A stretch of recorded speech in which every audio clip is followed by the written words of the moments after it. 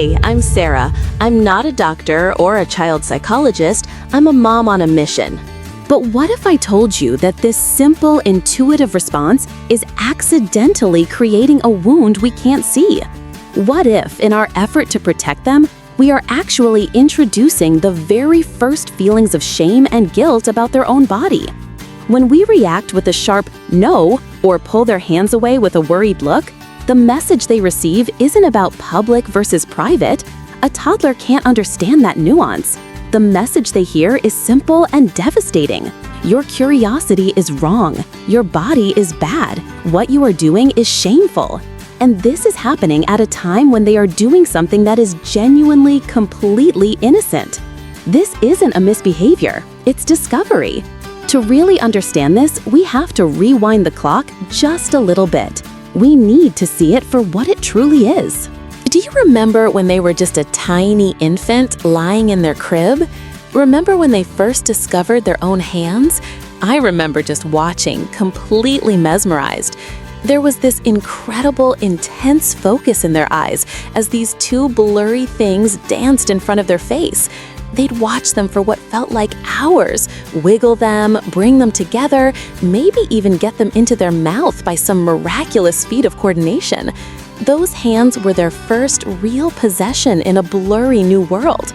It was a beautiful, wonderful, essential part of them figuring out, this is me, this is my body. They did the same thing with their feet, remember? The sheer delight when they finally managed to grab those toes. It was pure science, pure discovery. It's amazing to watch them learn, isn't it? Let me know in the comments what little discoveries your child has made that totally fascinated them. What is happening now as a toddler is the exact same thing. That same healthy, natural developmental drive to understand their own body is simply continuing its journey. It has just arrived at new, uncharted territory. It's not weird, it's wonderful. So if we don't say stop, what do we do? This is the crucial question. Because the goal isn't to ignore it. Ignoring it doesn't teach them anything.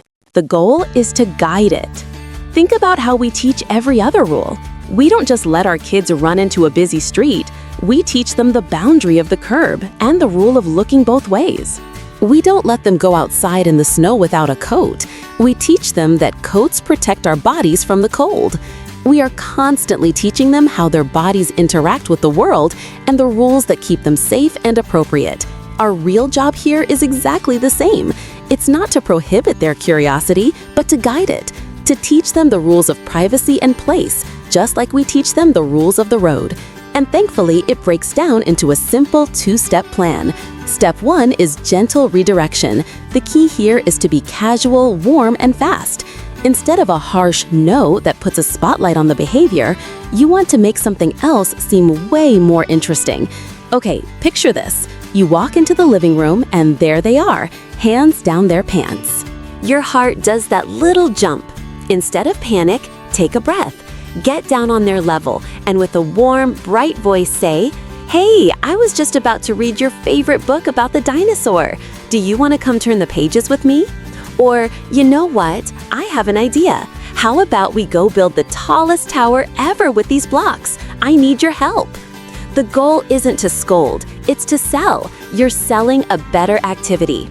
Now, step 2 is the long-term work. Teach boundaries with simple language.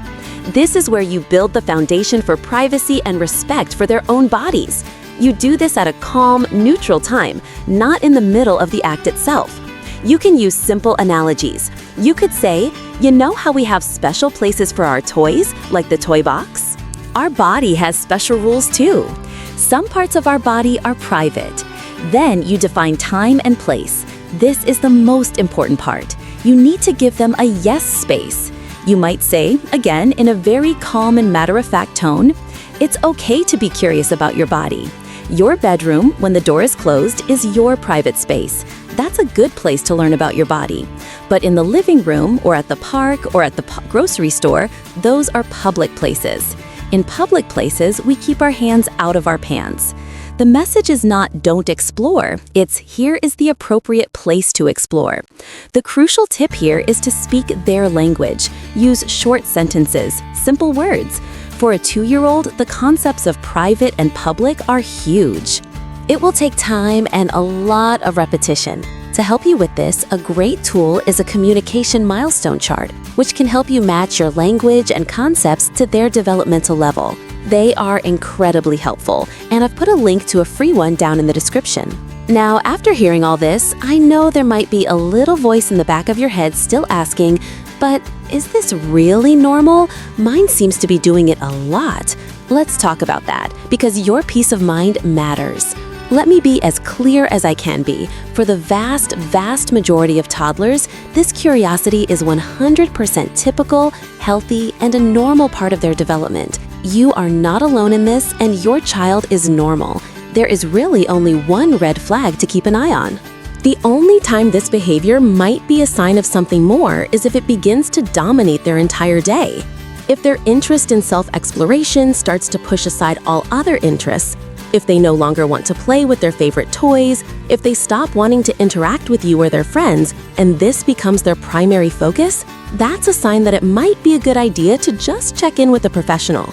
This doesn't mean you need to panic. It just means a simple, calm check-in with your pediatrician or a child development specialist to see if there's an underlying stressor or issue that needs addressing. For everyone else, this is a phase that will pass with gentle guidance. So, the big takeaway here is this. By gently redirecting and calmly teaching boundaries, you are doing something so much more powerful than just stopping a behavior. You are teaching your child a crucial life lesson about privacy and respect. You are validating their natural curiosity, and most importantly, you are building a foundation of trust that tells them they can come to you with anything without fear of shame. Dealing with these challenging toddler behaviors is tough. And this pattern of punishment versus guidance applies to so many other things, especially tantrums. In our next video, we're going to break down why yelling, timeouts, and taking away privileges so often backfire for big meltdowns and what the evidence shows us we should be doing instead. So if you found this helpful and want more practical, evidence-based parenting support, please hit that subscribe button and give this video a like. It truly helps more parents find this information. And just in case, you might want to save this video to a playlist so you can always find it again. I'll see you in the next video, where we are going to tackle the beast that is toddler tantrums.